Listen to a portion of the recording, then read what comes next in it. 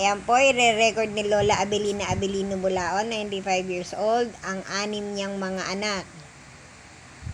Leng, Eddie,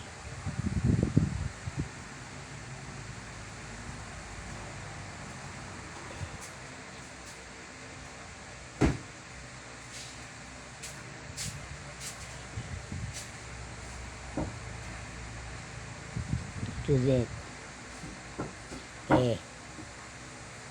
Eddie,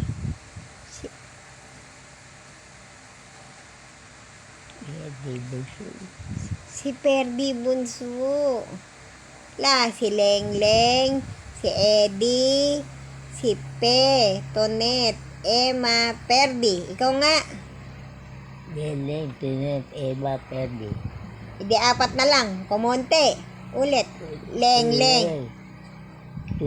Eddie, Tudet, Eva, Perdi. O, 6 ang anak mo. Makinig ka kasi sa akin. Lengleng, Eddie, Pe, Tonet, Emma, Perdi. Ikaw.